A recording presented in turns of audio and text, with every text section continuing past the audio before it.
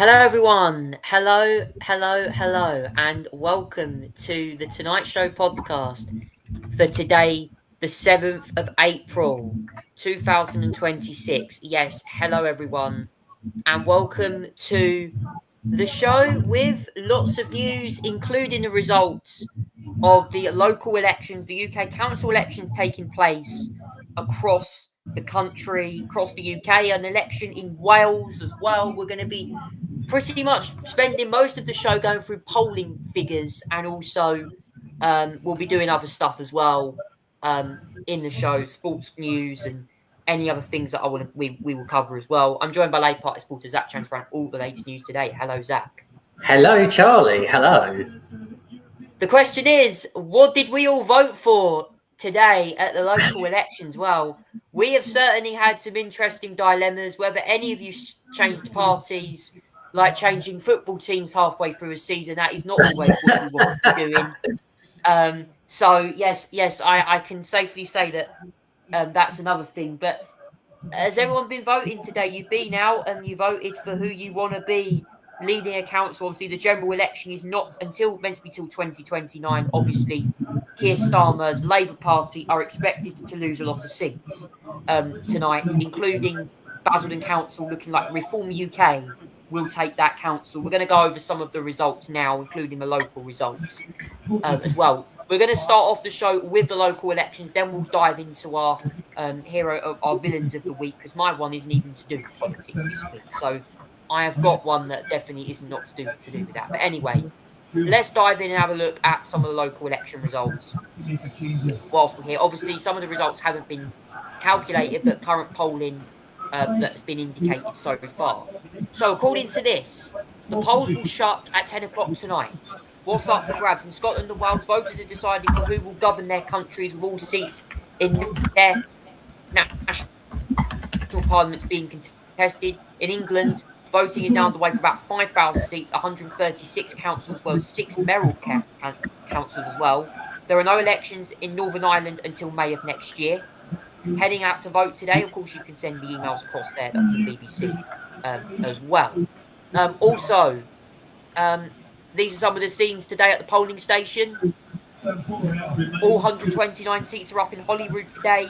73 constituency members of the Scottish Parliament, including 56 regional MSPs as well. This was also another polling station today. We've also had party leaders go out today: Nigel Farage, Zach Polansky, Kemi Badenoch, and even the Prime Minister Keir Starmer, who walked to the polling station with his wife today. Didn't look very happy after she apparently moved out of Downing Street. But yes, definitely been some news on that. Obviously, Labour's the Mandelson scandal continues to be a big problem for Labour at the moment, but also in the other parties, Reform UK as well, definitely not having it easy at the moment, with apparently a video the other day of Robert Jenrick suggesting that they should follow Barack Obama's policy on mass deportations, apparently, according to a report as well. But also there's been other things that have been engulfing Reform UK as well. But Reform UK have also been talking about, and we're also going to come on to the policy of should you put a detention centre in a Green constituency as well. That was also one thing that was announced the other day as well. So that's some of the elections. We'll come on to other polls as well. Also, the one that I want to mention about is my our local councils here in Basildon. Also, I believe there was Essex County Council elections taking place as well. According to the Basildon Council local elections so far, it looks like, as I mentioned last week, Reform UK look like they are going to sweep the board in Basildon, getting rid of, obviously, Labour, who are currently in control, with Gavin Callaghan as well. So these are all the constituencies that are available. Got Billericay North, Whitford East, Bowes Gifford, Vange, Langdon Town, Pitsea, Billericay North. That's on the Essex County Council. The borough, you've got St Martin's, Pitsea North West. That's up for grabs as well. I believe that is Gavin Callaghan's seat. As well, it's a busy day today if you're heading to the polls across the UK, obviously for the council elections, but also across some of the other devolved administrations as well, particularly in Wales and Scotland, particularly Wales for a national election. Yeah, it is. It's a massive day. It is proper Super Thursday. throughout the UK today, lots of council elections, lots of nation elections, including Wales, including Scotland, where they are electing members of the Senate and the Scottish Parliament there, as or Hollywood, as they say. Not Hollywood, but Holyrood. It's their version of Hollywood, if we're going to be putting it like in that terms. But yeah, voting has been happening since 7 a.m. this morning. The polls close in 48 minutes' time. That's the current state of play at the moment. Obviously, there's no speculations of polls, predictions, whatever at the moment. I mean, sources, they're all kept shut until 10 o'clock due to election laws and everything like that. On TV, the thing is, they can't mention on TV. Well, they can mention it, but they can't discuss election issues and predictions and all that sort of thing on the polling day until 10 o'clock when the polls close. So, it's just a big day overall. This is basically our equivalent of a midterm election. But this time, obviously, there's no parliamentary seats up for grab. This is pure council mayoral elections as well. There are many, many seats in England up for grab in the councils. Our county of Essex is up today. I voted today, by the way, just in case you're wondering. I will say another time who I voted for because I do it after 10 o'clock if needed to be as well. But there's just so much going on today. There's elections in London, obviously not mayoral elections, just so you're aware and everything like that as well.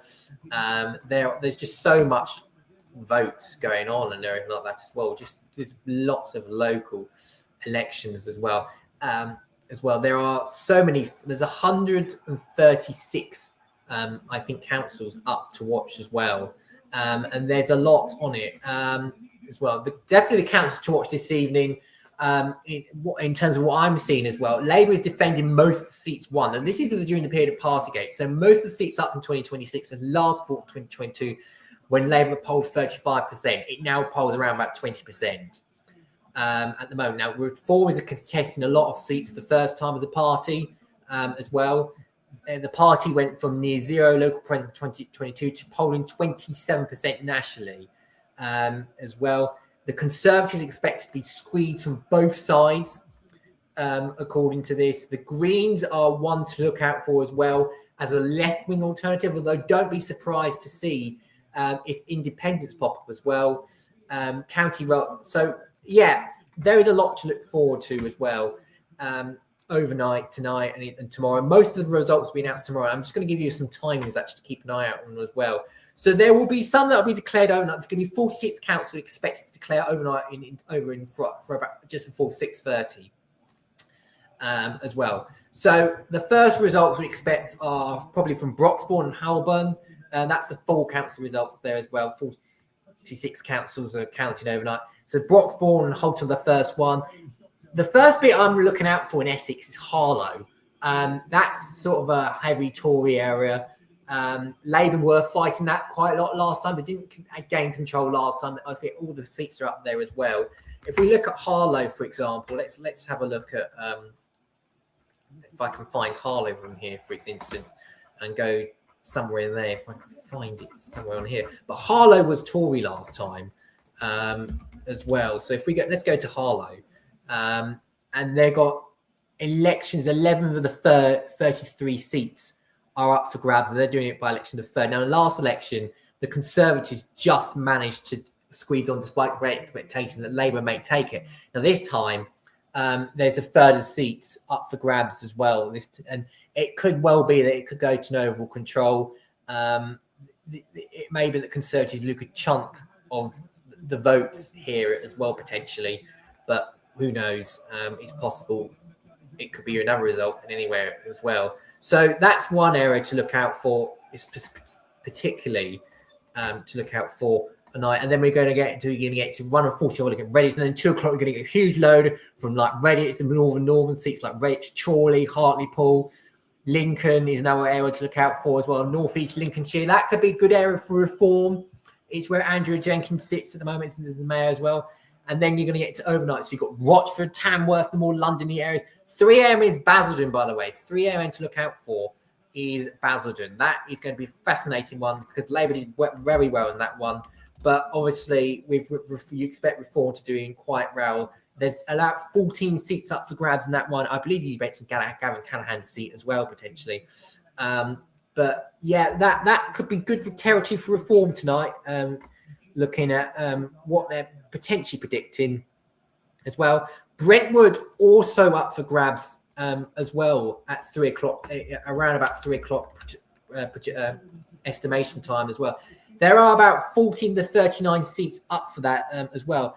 Now, it may be potentially that Reform could do well. The Lib Dems are going to be fighting for this one, I think, as well. In this area, it's a sort of heavily Lib Dem influence in that area as well. So keep an eye on that. And then we're looking at also, you look at Portsmouth, Reading as well. Southend-on-Sea is also around. We're going to be seeing around about 3 o'clock in the morning as well. If you want to keep an eye on that one. Now, expect Reform to do well here. At the moment, so far, it's last election there was 17 seats in total up for grabs. This time there's going to be there's been a lot with seven. There's going to be 17 to 51 seats are up for election there as well.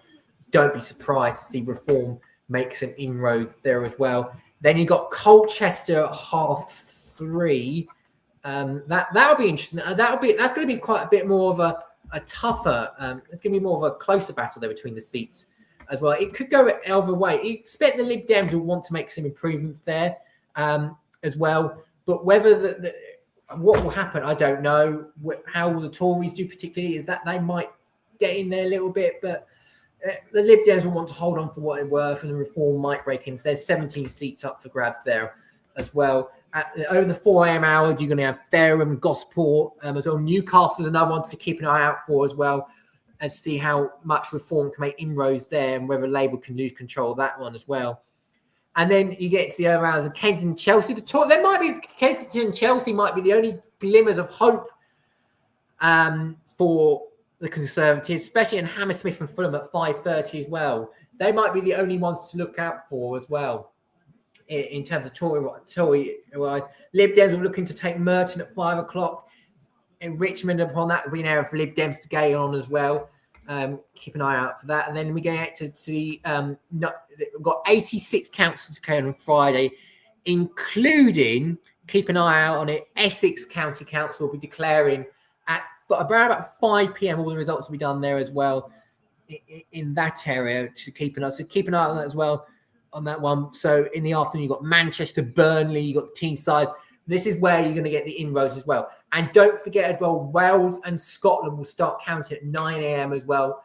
For Wales, it is hundreds of years of rule by Labour expected to be ending there as well. It is a battle between Reform and Plaid Cymru. Most of the isolated at the moment, it's a Plaid Cymru minority government. In the Scottish Parliament, the Scottish National Party going there, the clear favourites. At the moment, it's just whether they can get a majority or not. But keep an eye out, Reform performance. So this is a tricky area for them, but they could well finish second or third.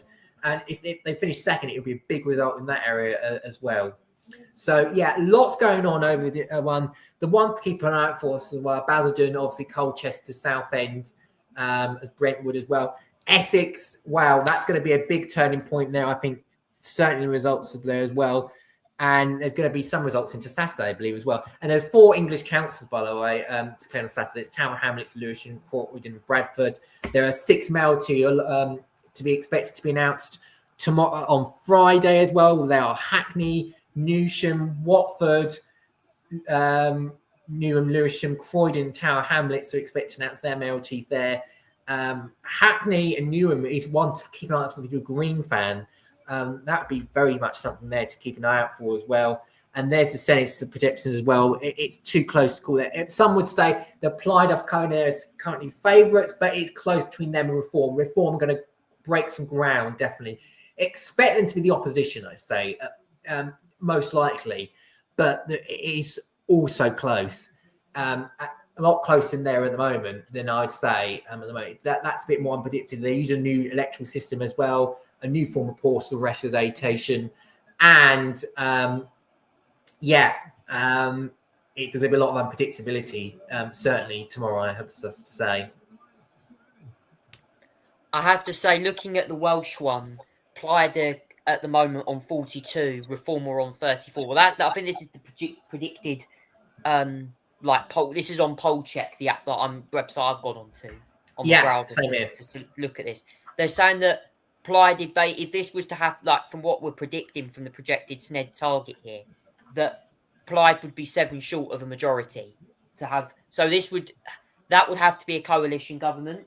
Obviously, the last time we had a coalition government in the UK, I think, was 2010 when we had Cameron and Clegg in UK Parliament.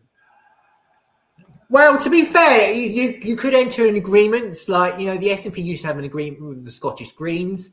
Labour used to have some sort of agreement with the Lib Dem, not coalition, but some sort of pact or agreements between them two. But so it's very much possible that Plaid Cymru may ask, let's say, some Greens potentially to come and maybe the Lib Dem to work together on certain issues. Now, that much could well happen.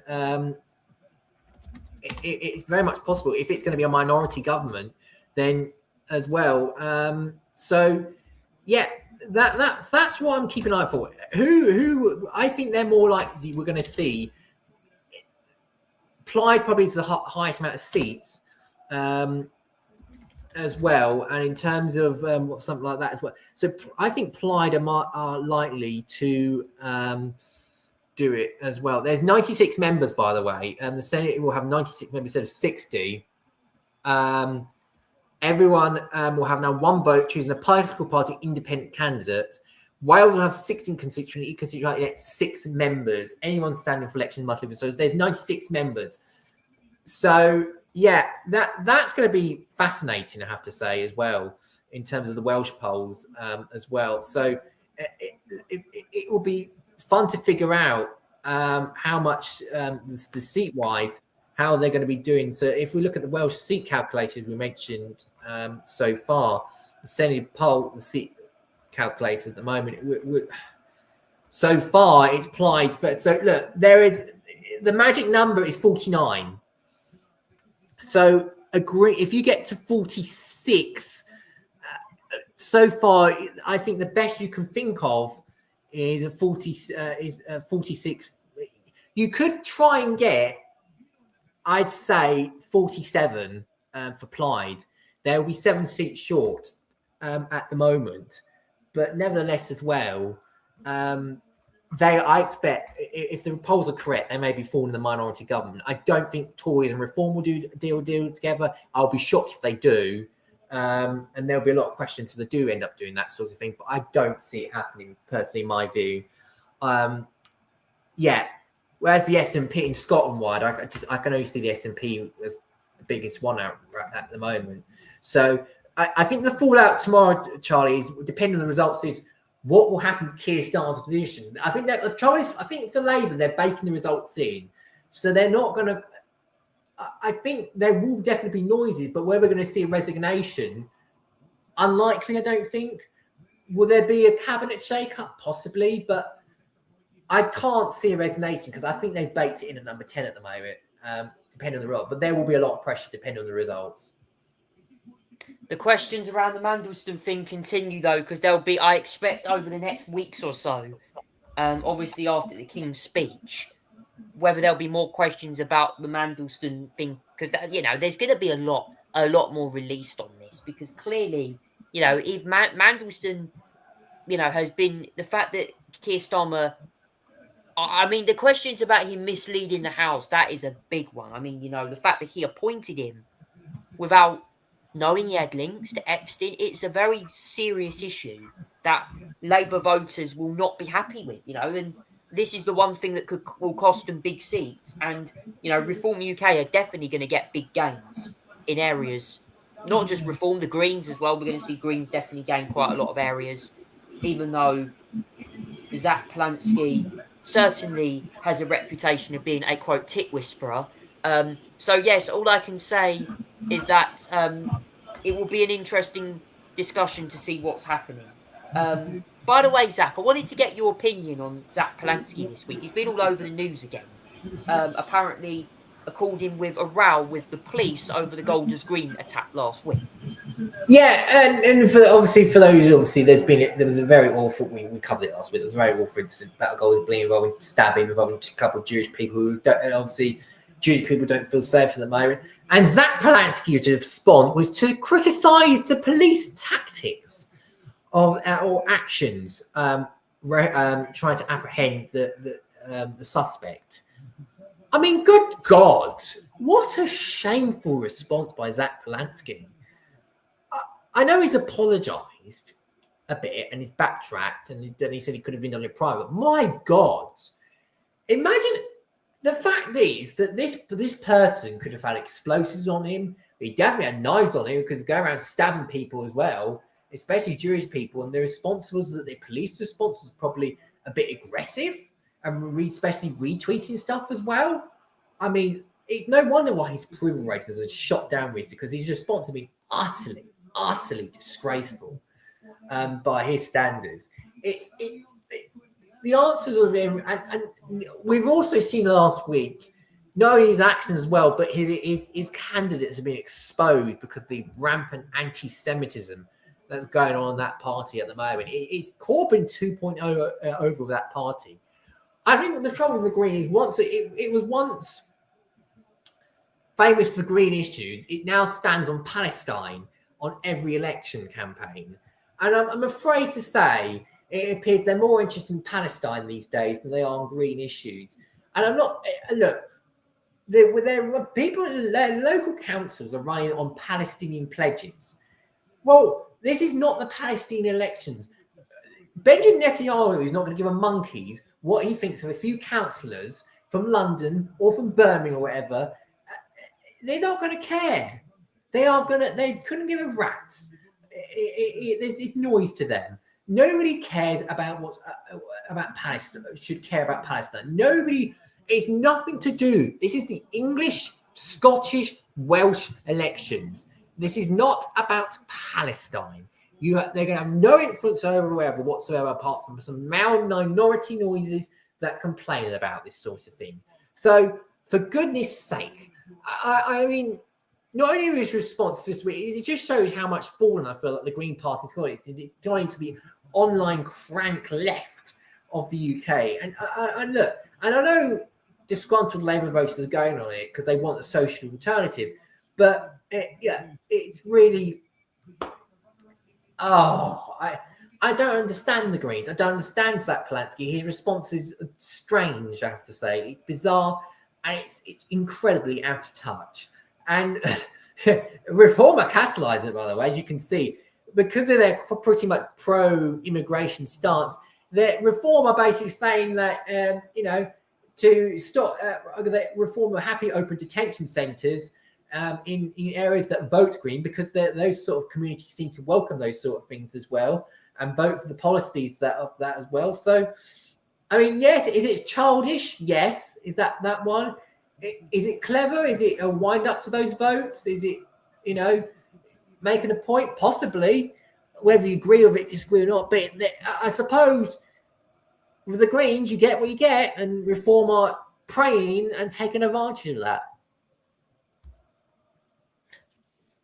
Yeah, I mean, I don't know what to say on it. I know there's been quite a lot of people that have been quite vocal about detention centres in their constituencies, but this was something that I heard was announced the other day by Zia Youssef, because I saw, did anyone watch Zia Youssef's broadcast video? Because he announced, he was on, I think it was in Brighton, or he was on a beach announcing the policy, and I was like, yes, I don't know whether you're going to want to mass deport entire communities, or not that mass deport, but the thing is that should you put deportation centres in green voting areas? We know Rupert Lowe's come out and criticised that. So, he obviously knows that there's a threat still to young girls. These people could still come out of a detention centre. So, and the amount of raping we've seen on the streets recently, it's been horrible.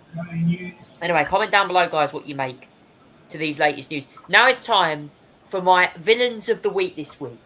My villain of the week this week goes to Ferrari for the shambolic ending to their Miami Grand Prix. Can I just say, okay, did anyone watch the race? Oh my God, Max Verstappen, thank you for making my race entertaining at the weekend.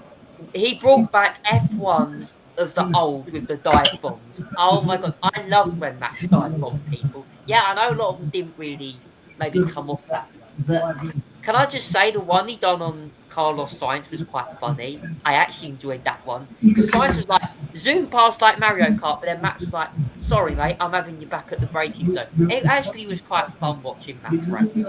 You know, he obviously knows that these regs are so flawed, like Lance Stroll actually said the other day. That he said in F3 car was more fun to drive, but Max thought, I'm going to fight in the final fight until the final corner of that Miami hairpin and let Alex Albon come through. So, yes, we got some racing at the weekend, but some of it's still in questions over the new rules regarding, you know, the super clipping, where the car's still slowing down on the end of straights called dead front. But Ferrari, the reason Ferrari get my nomination is Lewis Hamilton's race. Well, I'm sorry, but he colliding with Franco Colapinto. My God, Hamilton's new low in 2026, colliding with an Alpine, who, by the way, finished in the points under Colapinto. That one, Hamilton, I think he got beaten. One of them got beaten by an Alpine. I mean, wow.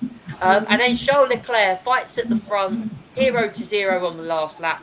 He goes through a fast section and boom, the car spins around 360 degrees. He loses a podium and then gets a penalty for driving unsafe. If you are a Ferrari fan last weekend, you probably put to yourself, and didn't you see Matt Gallagher on the P1 live stream yesterday? Matt Gallagher was absolutely fuming. I could not believe how, because I know he's a big Charles Leclerc fan, and I saw Tom Bellingham, obviously he's a Max Verstappen fan. The reaction from some of the F1 live stream YouTubers the other day when I was watching the reaction was like, wow. Ferrari fans, bow down and admit that was a bad race.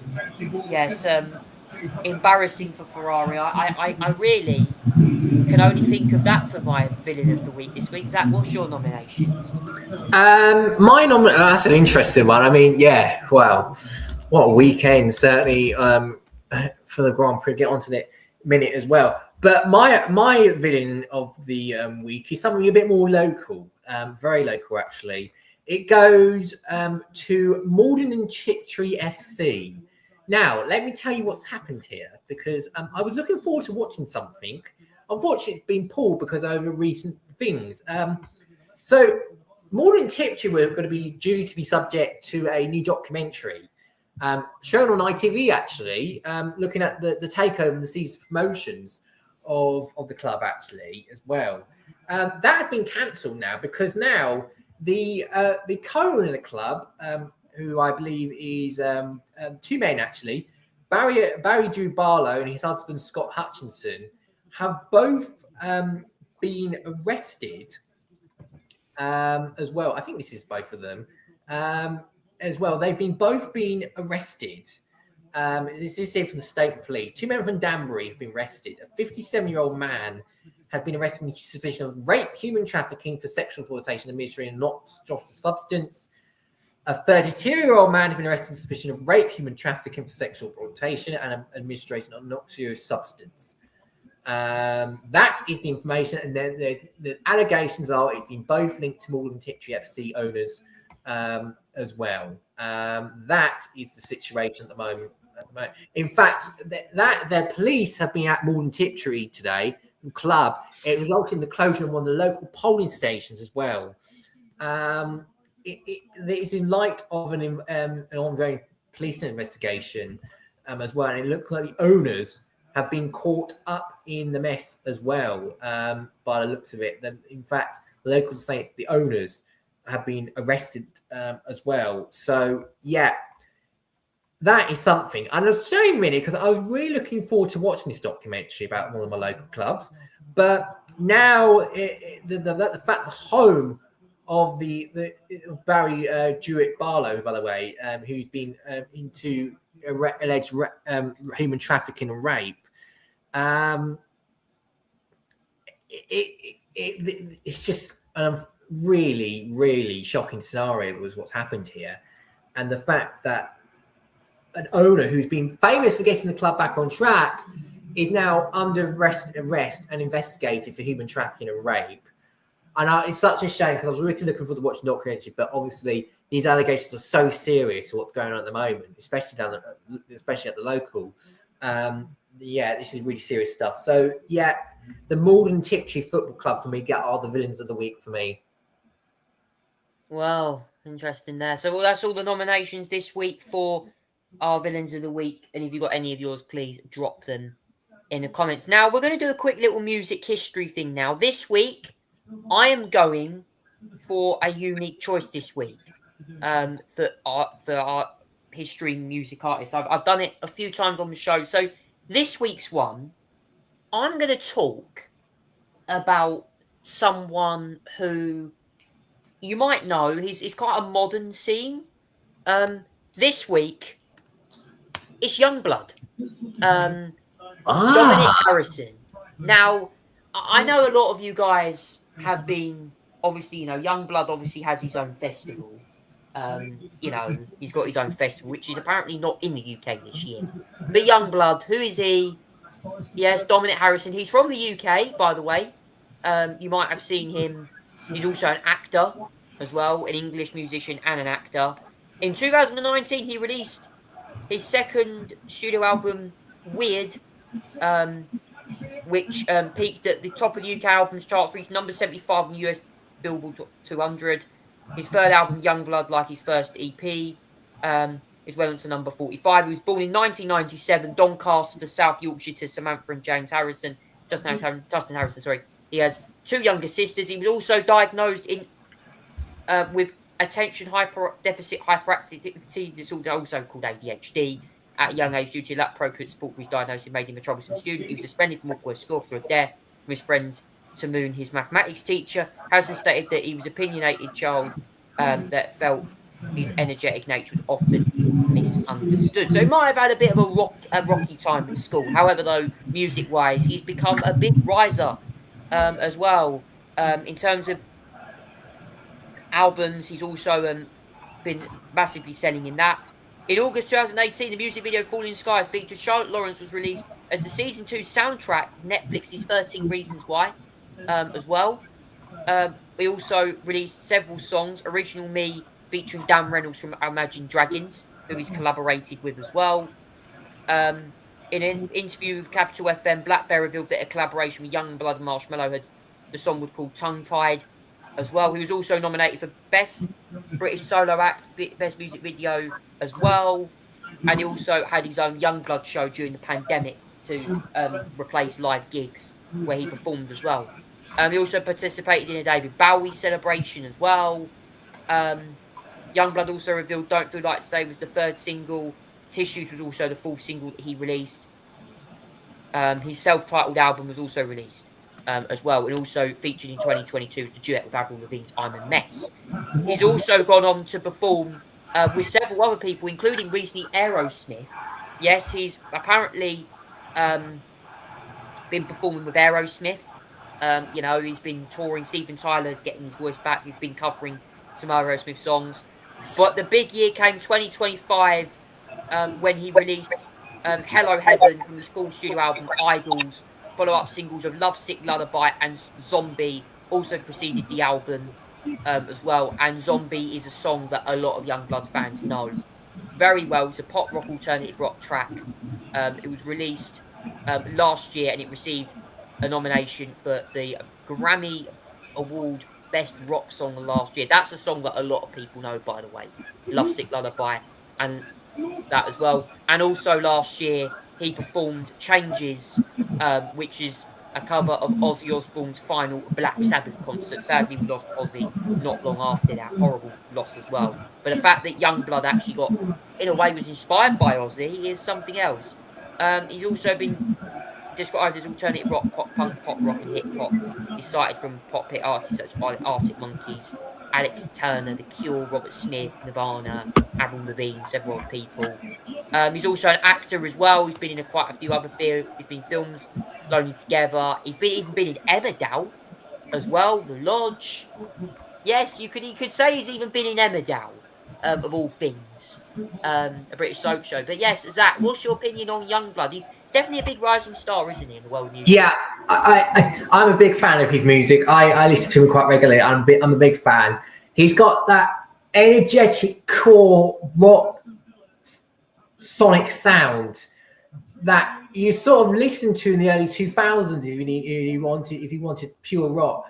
But it's very 2020 to the point where it's still unique and really creative as well. And yeah, I have to say, I think he's revitalized the rock sound. He really has. He really has. He brought energy. He's clearly brought a big fan base with him as well. And yeah, he makes rock sound really entertaining and really fun and powerful as well. I must say, he's doing the more softer rock sound, the in terms of the everything as well. But yeah, he really does bring that energy, that vibe, and the lyrical goodness of it as well. He's a great artist, and I really like him. He's probably one of my favourites. I have to say, rock artists at the moment. Listening to it, he's really, really good. Well, that's Youngblood for you there in a nutshell. Definitely one to keep an eye on as well. And obviously, he will be releasing probably new music in due course. But anyway, let's go over the football results now. We have got lots to talk about in the Premier League as the title race enters its closing stages right now. Obviously, games will be happening this weekend. We also have action as well. The Champions League final has now been decided. Atletico Madrid and Arsenal will be playing against Atletico Madrid. So PSG versus Arsenal. That will be in Hungary. They beat Bayern Munich the other week, did Paris Saint-Germain to go through to the final against Bayern Munich. Obviously, Arsenal will play them in the final after the Premier League season finishes. But anyway, back to the Premier League. Leeds, Burnley. Leeds won 3-1 as they increased their chances of safety this season. West Ham, though, have got a difficult game against Arsenal this weekend to salvage anything of staying up. You know, chances of West Ham staying up. Oh my God, don't remember them Frank Bond days.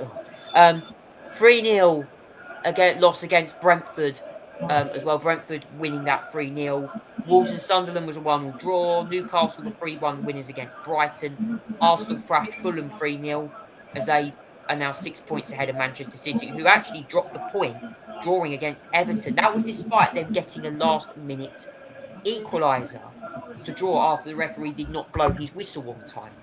Come on. Anyway, on that one, Bournemouth Palace, Bournemouth won 3-0. Man United beat Liverpool 3-2 as questions over Arne Slott's future remain. Tottenham won 2-1 against Aston Villa, who currently, I think, are playing Forest in their Europa League match. More on that in a minute. Forest beating Chelsea 3-1. Chelsea crumbling under pressure again. And they're all the results from last week. This weekend, we'll see matches all over the weekend. At 12:30, we'll see Liverpool and Chelsea, Fulham, Bournemouth, Sunderland, Manchester United at 3, Brighton, Wolves at 3. The final 5:30 kickoff of the last game on Saturday, we'll see Man City versus Brentford. Nottingham Forest will play Newcastle, Palace, Everton, Burnley, Aston Villa at 2 o'clock. West Ham, Arsenal. That's a big game for the relegation battle. 4:30 on Sunday, and then Tottenham Leeds 8 o'clock on the Monday, and then Manchester City obviously have that game in hand against Crystal Palace, and that'll be at 8 o'clock on the Wednesday as well. Zach, a busy week for football, both in Europe and in the Premier League as well. Yeah, you mentioned the Champions League there. It'll be PSG versus Arsenal, a repeat of last year's semi-final for the final this year. PSG could make it back-to-back for the first time since Real Madrid did it. They could be the only 8 team to do back-to-back Champions League. Arsenal could win one of their first Champions Leagues. They haven't been, I think, in the final since 2006, so it's 20 years ago, actually, from what I remember, from what my estimations are correct. But yeah, Arsenal managed to just about do it against Atletico. I think they played really well in that match. Arsenal, they had good defence. They were very confident. They could have scored more, but otherwise they did what they needed to do as well. And PSG was just better than Bayern Munich. I mean, it wasn't quite the 4-5-3 it was. It was 1-1 in the end in that match, but PSG, because of the fact that PSG was 1 goal ahead, they managed to do it, obviously, on the night. And yeah, it was a very important result for them, no doubt about it, as well. So yeah, that's the result. So PSG versus Arsenal in Hungary for the UEFA Champions League final. That'll be a 5 p.m. kickoff. That's a new start time this year, by the way, I should mention as well. It used to be 8 o'clock, now it'll be 5 o'clock. I think it's on the 30th of May, the Champions League final in Budapest, on that one. And it looks like tonight, I'm just watching the Europa League game at the moment. It looks like it's going to be Aston Villa versus Freiburg in the final at the moment. I'm just looking at the results. It's so far 4-3 on aggregate between Freiburg and Braga. Freiburg has scored 3 tonight. They've come from behind. So has Aston Villa. They're 1 goal down. The question is, what will their response be? They put in a mighty response. They are now 4-1 up on aggregate against Nottingham Forest. They've scored 4 tonight alone. And they've got 5 minutes of regular time remaining. I'm watching that match at the moment. So it looks like at the moment, based on the results, Braga got a red card, by the way, which is why it's going costly then. It looks like it'll be Aston Villa versus Freiburg for the Europa League final on, I think it is the 20th of May. The final will take place as well. It's less than 2 weeks away on that one as well. So, yeah, that will be it. And in Europa Conference League, it looks like Crystal Palace are going to make their way into the final as well. Let's just load it up here. Last time, so it is 2-1 to them at the moment against Shakhtar Donetsk at the moment. So that is the score at the moment. But in the other game between Strasbourg and Rayo Valencia, it looks like Rayo Valencia are 1-0 up. So it looks like it'll be Palace versus Rayo Valencia in the Conference League final on the 27th of May as well. Looks like there's going to be English representation in all 3 of the major European finals, which is great news to see. Now, we remember last year there was an English representation in the Europa League for those 2, actually. It was an English showdown, that actual one. We know that Spurs won it. But this time it looks like we're going to have all 3 representatives in the final of European major competitions this year as well, which is good news. Fantastic news overall. Well done to the teams overall in that one. So, and obviously the Premier League this weekend, there's been so much happening as well. The big news is Manchester City dropped points at Everton on the Monday night. That was big. They dropped 2 points against Everton. They can only manage a draw there. They're just lucky to even manage a draw after going 3-1 down at one point as well. It means that Arsenal could go, well, they are currently, I think if I'm correct in saying at the moment, 5 points ahead. Is it 5 points ahead? I think it's 5 points ahead at the moment. They could be 8 by the time, it won't be 8 by the time they play, I think, because I think City play. So they could be 2 again as well. But Arsenal can go back 5 ahead if they win against West Ham, who are also fighting their own struggles in relegation. Tottenham winning against Aston Villa last week. Another twist in the tail from that one. They are facing Leeds on Monday night on that one as well. Manchester City's rearranged game at Palace, by the way, is on the 13th of May as well, to keep an eye. They can go back to 2 behind if possible as well. And it looks like it's going to be,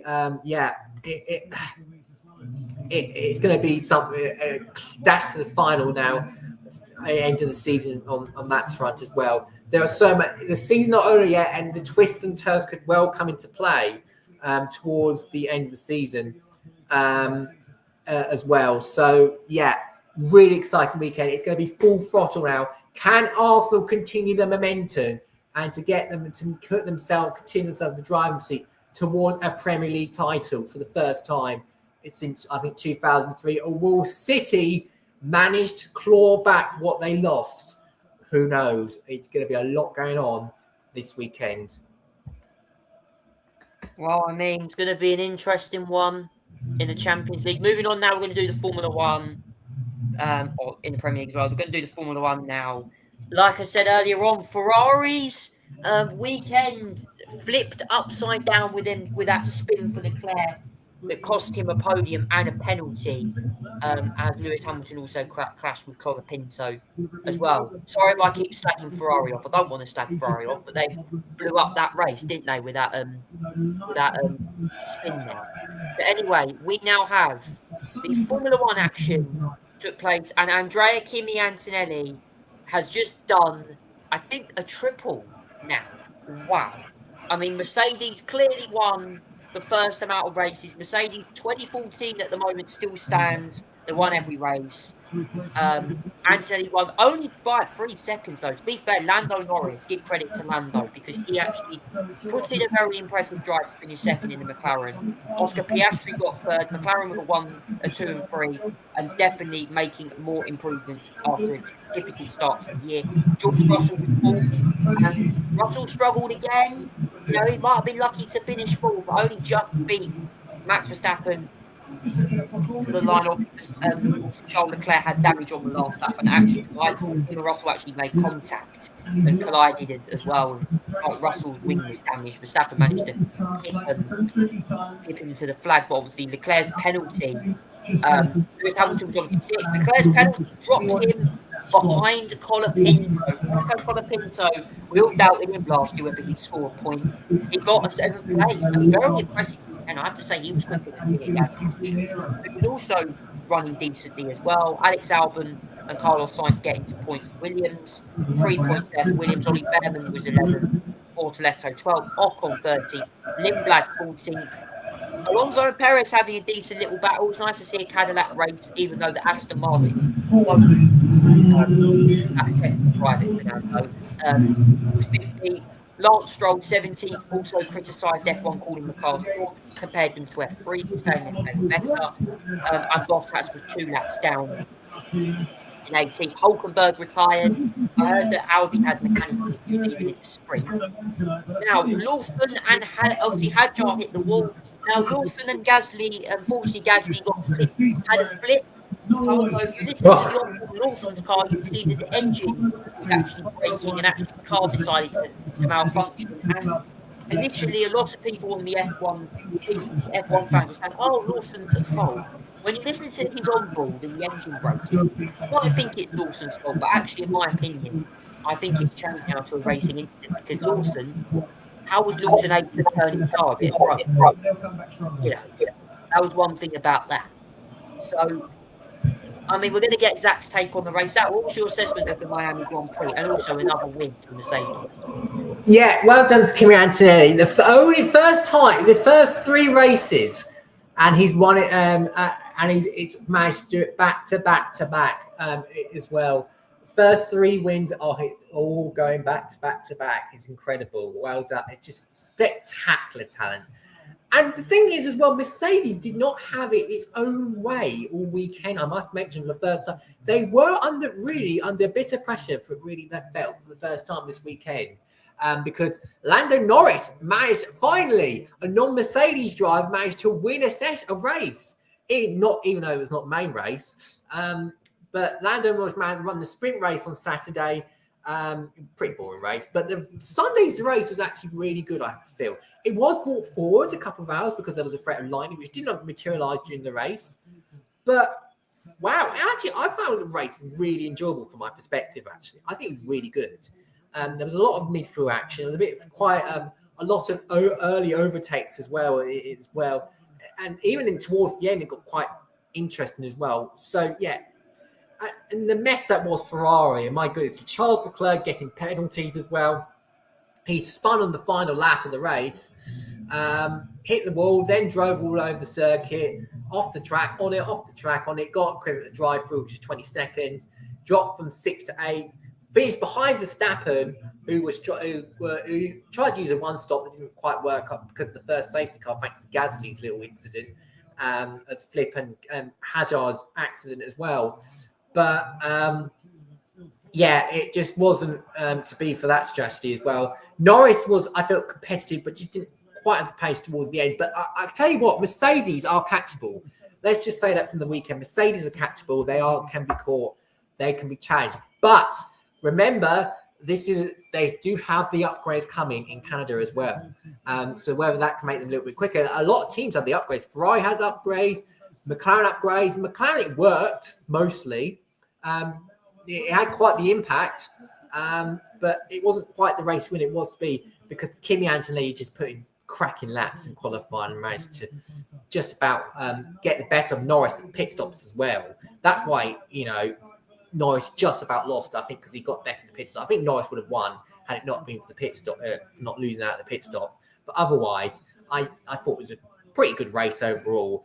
Russell was struggling in fourth at field, best he could really. Verstappen fifth, Hamilton, not great weekend sixth. Good weekend for Colapinto, by the way, 7th position. That's a great result for him. Charles Leclerc, obviously, with his penalty, got 8th position. 9th was Carlos Sainz. Alex Albon, 10th position. Managed to get a point for Williams. Williams got points. Oh, goodness me. They were struggling in qualifying, but they get points. Ollie Behrman missed out on point 11th. Bortoleto 12th, Esteban Ocon 13th, Arvin Lindbauer struggle rate for the 14th as well. And if we just scroll down a little bit, if we can, Charlie, with the results, I think here. So Arvin Lindbauer was 14th, Alonso was 15th, Perez was 16th, Stroll was 17th, Bottas 18th, DNF for Hulkenberg, Lawson, Gasly, and Hadjar. Hadjar with a bizarre incident. Well, just was very furious after the accident he had as well. Gasly got flipped over by Lawson. Hulkenberg had issues with the car as well. He DNF'd on that one as well. But great weekend overall. And Kimi Antonelli, just spectacular talent in that driver's actions as well. Back to back. And the first 3 wins of his career are all in a row as well. That is some talent in here, and creating some brilliant history overall as well. Yes, that's the F1 in a nutshell, all done there. I'm going to quickly go over and do some of the other events. I think there might have been a Formula E race at the weekend. There was 2 Germanys. If there was. I've not seen Formula E, so I can confirm to you now. Obviously, Lucas Di Grassi will be stepping back from Formula E, and I'm not sure about motorsport in general, but Lucas Di Grassi will be retiring at the end of the season. But I believe we had a race. Apologies for the echo there. Yes, it was in Berlin in May. Mitch Evans won race 2, and the first one was won by Nico Müller. Zach, I didn't watch this race, but there looked like there was plenty of action. Yeah, they were pretty decent. I watched them on my. I watched both races actually as well, and they're pretty decent after, watching them as well. But it's resulting in, I think, the championship goes a little bit as well. But Mitch Evans won that one. This time, race 8. Sorry, race 7 was won by Nico Müller as well. So that was on that one. They just finished, had Nick Cassidy in 2nd, Oliver Rowley in 3rd. On race 8 was Mitch Evans with Oliver Rowley in 2nd, Pascal Wehrlein in 3rd position as well. Buemi doing a comeback from 14th. So did Norman Atto in 5th as well. As well, Jake Dennis 12th to 6th, Mortars 10th to 7th. Eric Vergne breaking down the order as well. We must mention as well issues for Nick Cassidy, Nick De Vries as well. Nick Cassidy was third on the grid as well, plombed his way down. Goodness me, not good for him as well. But Mitch Evans win for Jaguar as well. Porsche was one Nico Müller as well on race 7 and 8. And what it means as well, if I go to try to find this driver standard here, is that the gap has closed a little bit in the driver standard, I should say as well. Pascal Lara is now leading by 3 ahead of Mitch Evans. And Mauro Mortara is not far behind. It's Mortara, Mitch Evans, and Pascal Wehrlein at the moment for the Drivers' Championship at this stage. And it's close at the moment. It's really close. Just only 8 points between the top three at the moment, and it's helped by good result for Mitch Evans and good result for Verline as well. Mortara, unfortunately, getting consistently in the top 10 as well. But the thing is about it is that important victory for for Mitch Evans there as well to put it back up as well. The next race, I believe, as well. Well, the XF1 race is in in 2 weeks' time, by the way. That'll be at Canada. That's also a sprint race as well on that front. And then the next Formula E race, they're going to Monaco as well. In fact, if I'm correct in saying, they'll be going there not this week, but next week as well. They'll be going there next week. They'll be going for there. It's another double header as well. I believe it's the final European race until the end of the season as well. So better for the times over there. So they'll be going to Monaco on the 16th to 17th, around the streets of Monaco for round 9 and 10 of the Formula E season there as well. That's all of the motorsport news. Now it's time for a musical interlude tonight, and tonight's one is a song by a Nickelback. I'm sure you'll enjoy this one. This one is called Photograph. We'll see you in a few minutes.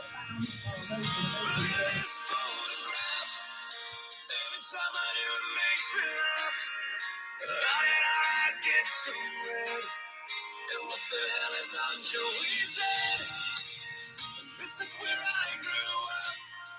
I think the president fixed it up. I never knew we ever went without. The second floor is hot for sneaking up. And this is where I went to school. Most of the time I better things to do. Criminal record says I'm broken twice. I must have done it half a dozen times. I wonder if it's too late. Should I go back and try to graduate? Life's better now than it was back then. If I was them, I wouldn't let me in. Oh God, every memory of looking out the back door. Every photo I was printing out my bedroom floor. It's time to say it, time to say it. Goodbye, goodbye. Every memory of walking out the front door. Every photo of the present I was looking for. It's time to say it, time to say it. Goodbye, goodbye.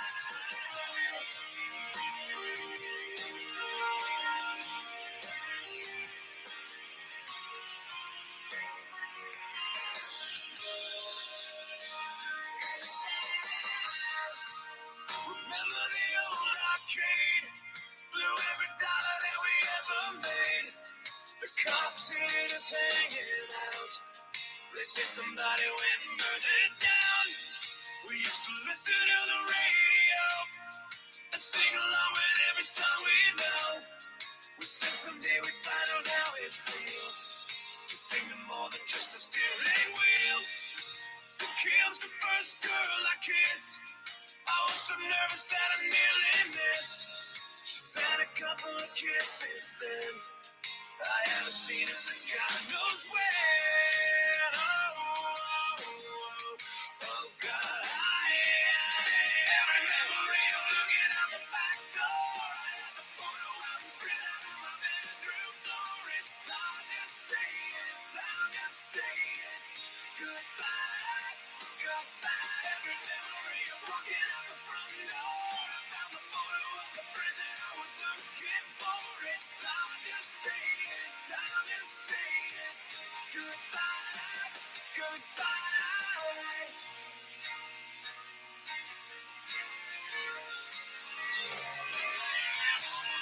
I miss that time.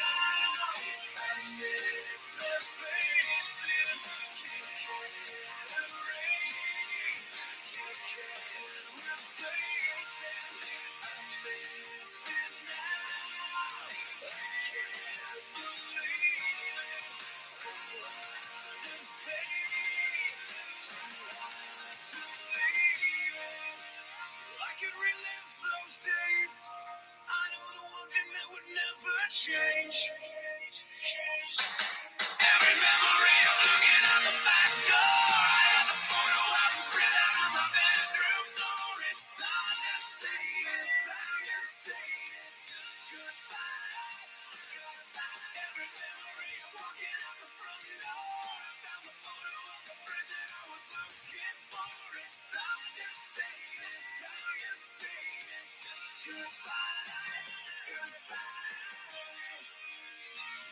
his photograph. Every time I do, it makes me laugh.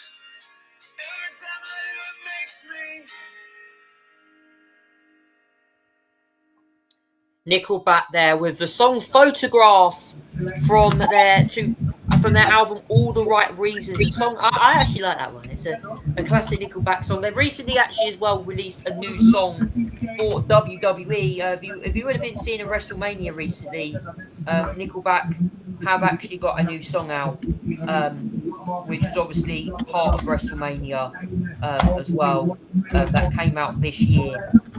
You'll be pleased to know the new song's actually called Bones for the Crows. That's the new song that they released this year. So what do you make to that song with Nickelback and also the one from WWE? It's a classic one, that Photograph, isn't it? Yeah, definitely.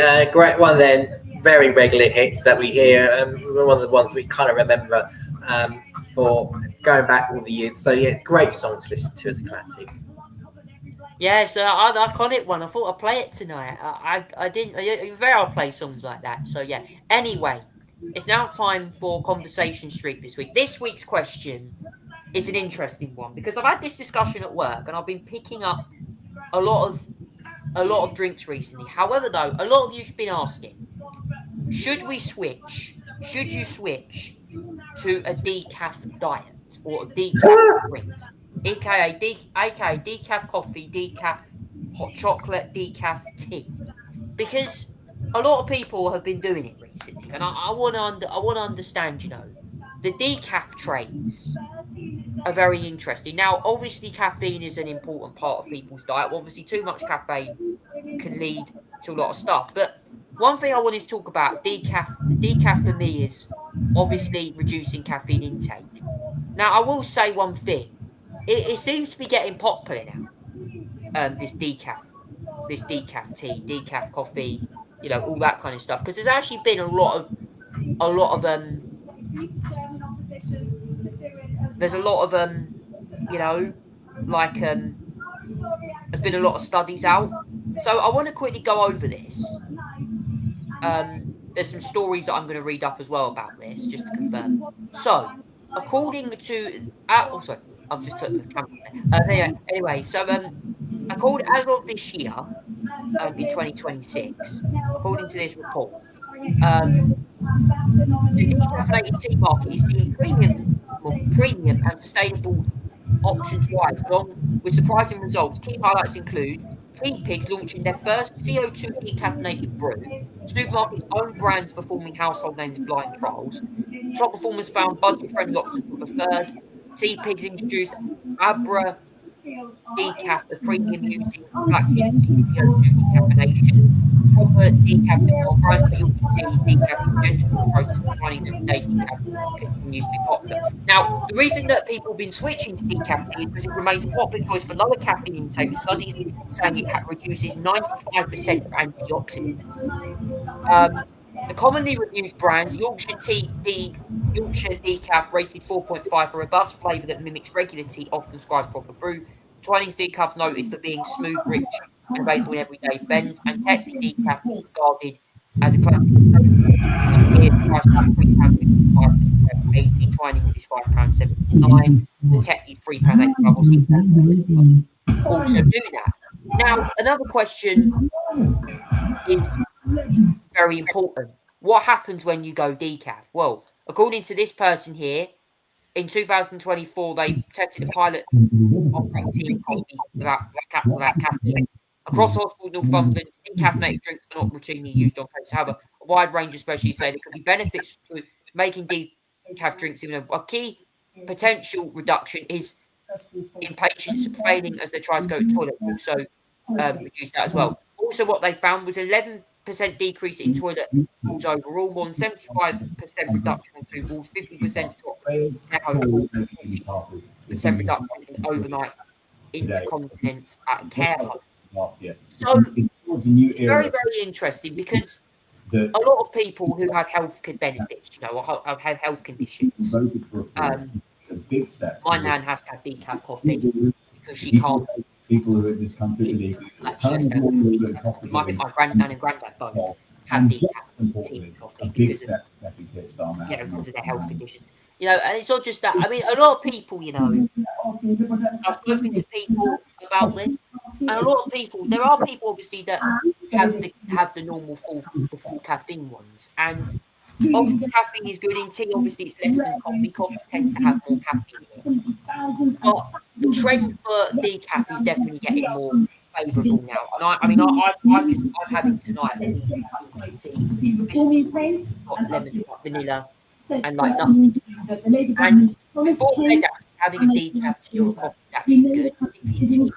Get herbal flavors, which actually help with benefits to the health. And I feel like decaf is becoming very popular, particularly with, say, before bedtime, before, you know, in general, like, it's just a health benefit. It's reducing a lot of antioxidants. It's just reducing a lot of health issues, you know. A lot of people don't seem to have happy diet. Zach, what's your assessment on this news? Because a lot of people, you know, there's people like that obviously that drink regular caffeinated drinks, but also particularly on the hot drinks. A lot of people have caffeine, some have decaf, some people don't like to have too much caffeine. What do you think trend nowadays you're going to be seeing happening? Because do you think there is a big reason for people to maybe consider buying decaf drinks as an alternative if they don't want to have caffeinated drinks, like tea? Yeah, I think there's a definite trend on the rise of decaf. I think I even have decaf tea sometimes, would you believe it or not, and decaf coffee. You wouldn't believe it, but what I see about them is that they're a lot more calmer and a lot more. They're less sugar dependent as well. So. And there is it's good. It had less 97% of its caffeine removed normally as well. So if you say for coffee, for example, compared to 70 from 40 milligram regular coffee, it's offers similar health benefit. It provides like a milder flavour, reduces caffeine intake as well, and reduces cycle like eczema and anxiety. And generally process using water solvents or say CO2, for example. It has a milder taste as well. Some users might just like raisin different road decaf as well. The beans can be slightly darker and often take longer as well. And how they do it is that beans are soaked in water and a solvent, and they're chemical free water as well that uses saturation as well. They do use a lot of high pressure carbon dioxide. That's the only thing I'll say about it. And it's got a milder taste definitely as well, and it reduces the caffeine benefits as well. So you're less energetic and everything like that. But it might be that it's a calmer way. It's supposed to be decaf as well. It's supposed to make you calmer. It's supposed to lead you. I mean, some people might want the excitement. Others just wanted like the coolness or anything like this as well. But as well. So, but it reduces the intake definitely. Let's just say that as well, and everything like that. And I'd say it's probably cheaper as well. Let's just say that when you're doing it, and it's got more health benefits as well. So, and it's less sleep disruptive, should we go say as well.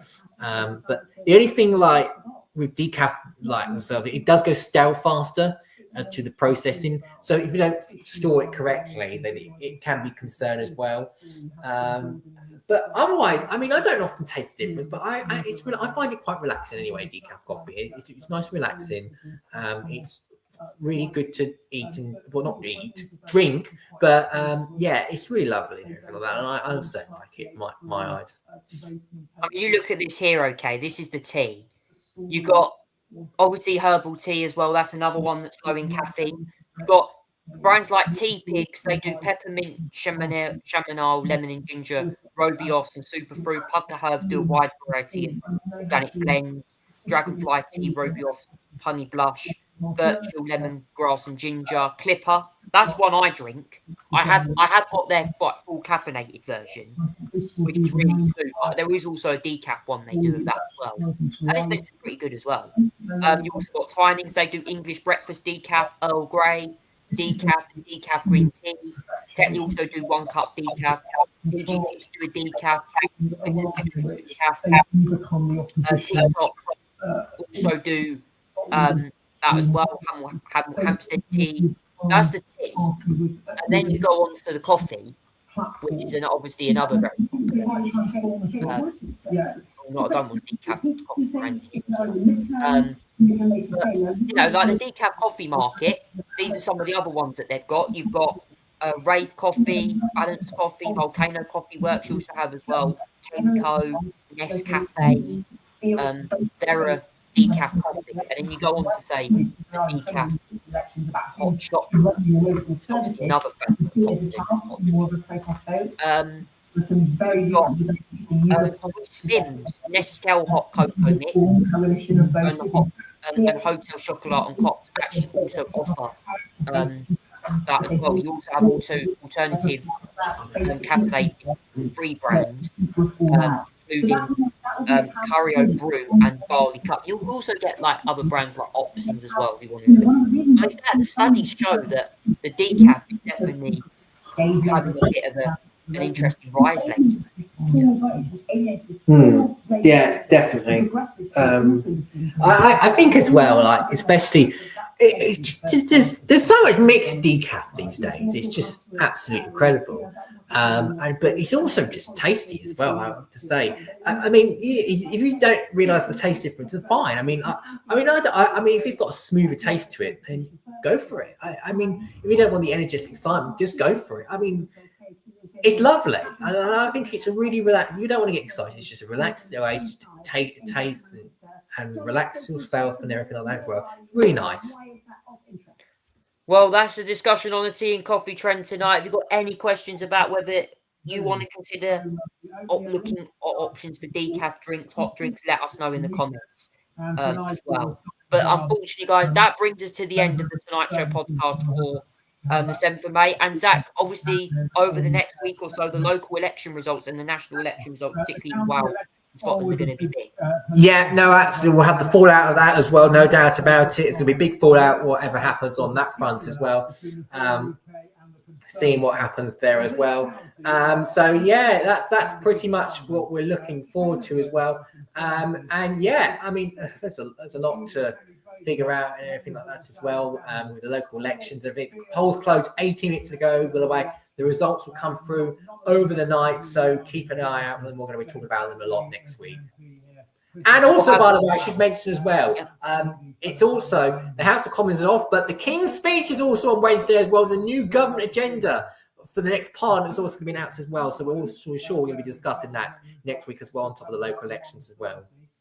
Yeah, the King's speech is next week. So anyone who's got the King's speech will be out. We'll be reviewing that and also reviewing the local election results as well. But for me and Zach tonight, thank you so much for watching the show on YouTube, and have a great rest of your weekend. Take care, everyone, and goodbye.